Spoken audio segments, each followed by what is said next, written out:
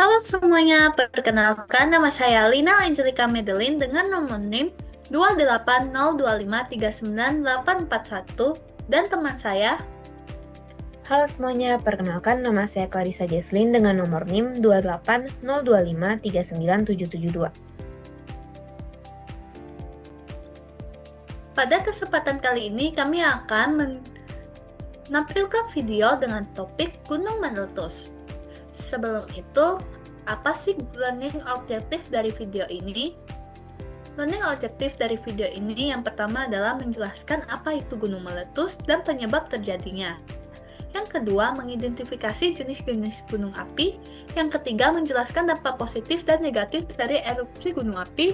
Dan yang terakhir adalah menyebutkan cara-cara mitigasi bencana gunung meletus. Sebelum itu, yuk kita bahas apa sih gunung meletus itu.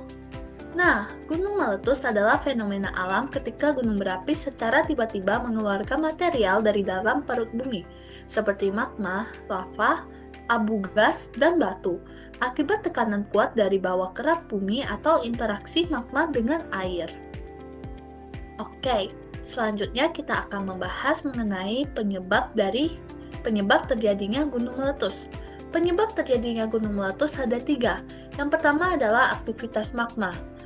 Magma terbentuk di dalam mantel bumi dan bergerak naik ke kerak bumi karena adanya tekanan tinggi sehingga terjadilah gunung meletus. Yang kedua adalah penumpukan gas vulkanik.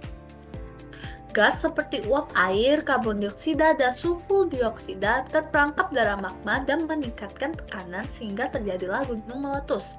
Dan yang ketiga adalah pergerakan lempeng tektonik.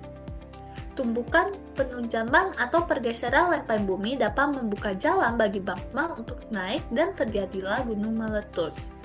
Oke, setelah mengetahui penyebab terjadinya gunung meletus, kita akan membahas mengenai jenis-jenis gunung meletus berdasarkan aktivitasnya.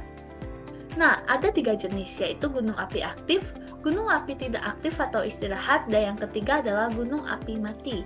Mari kita bahas satu persatu. Yang pertama adalah gunung api aktif. Gunung api aktif adalah gunung berapi yang ciri-cirinya masih menunjukkan aktivitas vulkanik seperti sering mengeluarkan asap, terjadinya gempa vulkanik, dan berpotensi meletus kapan saja, bahkan secara terus-menerus dan berkesinambungan. Contohnya adalah Gunung Merapi, Gunung Sinabung. Oke, selanjutnya kita akan membahas mengenai jenis yang kedua, yaitu gunung api istirahat. Nah, gunung api istirahat ini memiliki ciri-ciri yang sekarang tidak aktif secara terus-menerus, tidak menunjukkan erupsi dalam jangka waktu tertentu, namun masih memiliki potensi untuk meletus kembali di masa depan, karena masih memiliki dapur magma. Nah, contoh gunungnya ada Gunung Kelut dan Gunung Ceremai.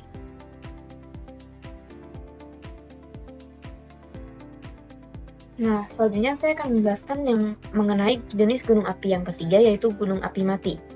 Gunung api mati adalah gunung berapi yang sudah tidak lagi menunjukkan aktivitas vulkanik dan tidak berpotensi meletus lagi di masa depan. Nah, ciri-ciri dari gunung api mati ini yang pertama yaitu tidak menunjukkan aktivitas vulkanik. Tidak terdapat aktivitas magma sebab dapur magmanya sudah tertutup atau tidak aktif. Yang kedua yaitu tidak terjadi tanda gejala vulkanisme, yaitu tidak ada gempa vulkanik, letusan semburan gas, kemarau, ataupun mata air panas.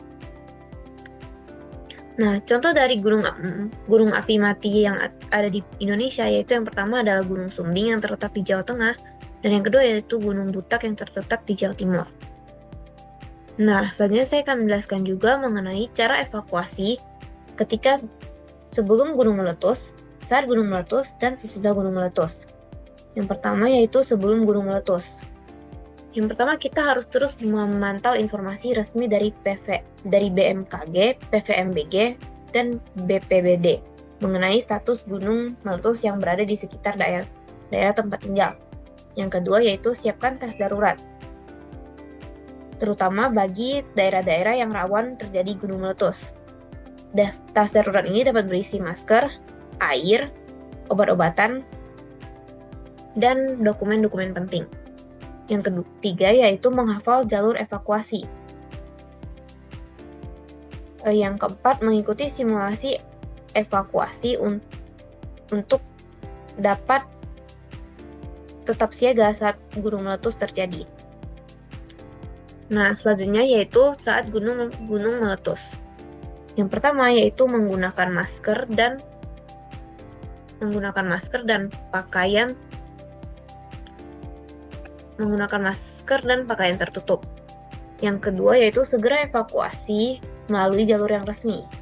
Yang ketiga yaitu mengikuti instruksi dari para petugas, baik itu dari BPBD, relawan, polisi, ataupun petugas lainnya. Yang keempat yaitu menghindari lembah, sungai, dan area aliran lahar atau lava ketika melakukan evakuasi. Lanjut yaitu cara evakuasi setelah gunung meletus. Yang pertama, jangan kembali sebelum izin resmi diberikan. Yang kedua, gunakan masker untuk membersihkan abu vulkanik, terutama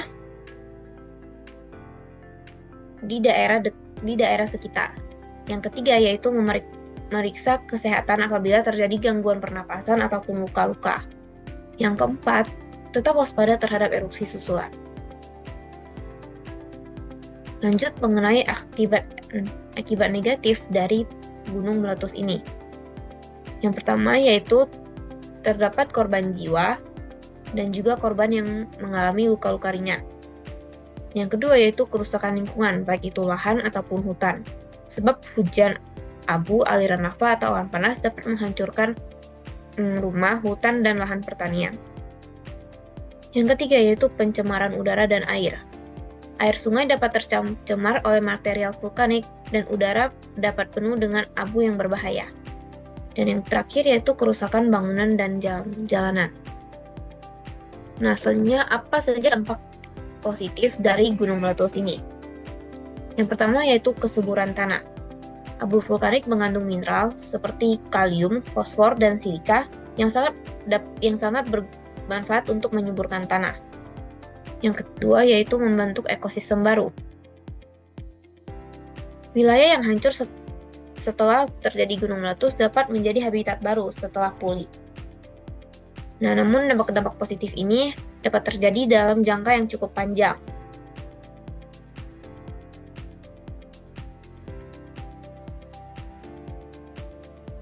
Sekian dari presentasi kami kali ini. Berikut terdapat juga referensi yang kami gunakan untuk materi gunung meletus ini.